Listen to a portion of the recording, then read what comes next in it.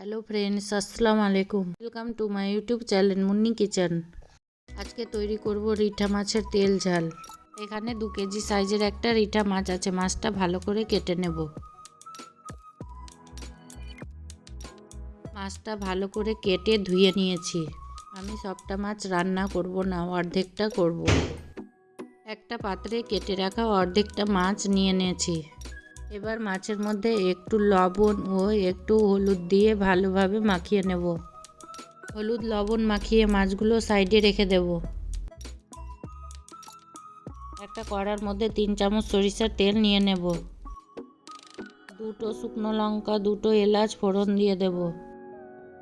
2টো পেঁয়াজ কুচি দিয়ে দেব।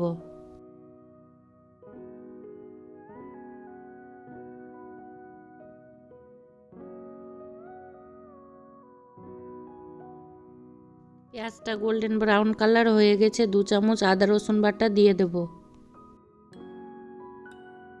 পেঁয়াজের সঙ্গে আদা রসুনের পেস্টটা ভালোভাবে কষিয়ে নেব।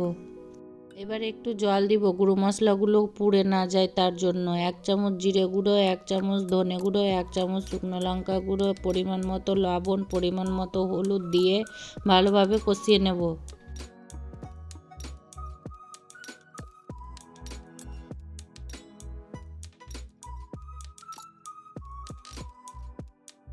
মশলাটা ভালোভাবে কষানো হয়ে গেছে। মশলা থেকে তেল ছেড়ে দিয়েছে। লবণ হলুদ মাখানো মাছগুলো দিয়ে দেব।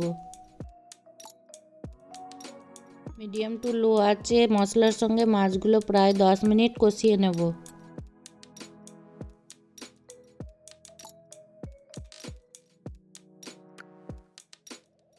মাছটা ভালোভাবে কষানো হয়ে গেছে। 1 গ্লাস জল দিয়ে দেব।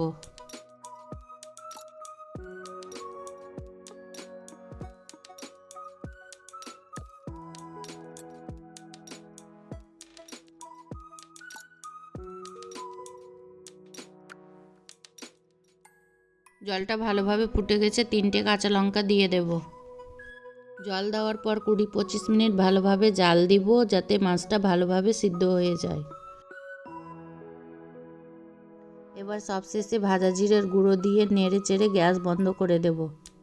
হয়ে গেছে রিঠা মাছের তেল ঝাল রান্না। দেখেন কত সুন্দর হয়েছে, দেখেই লোভনীয় লাগছে। এই রিঠা মাছের তেল ঝাল গরম গরম ভাতের সঙ্গে থাকলে আর কিছুই লাগে না। 1 নিমিষেই সব ভাত শেষ হয়ে যায়।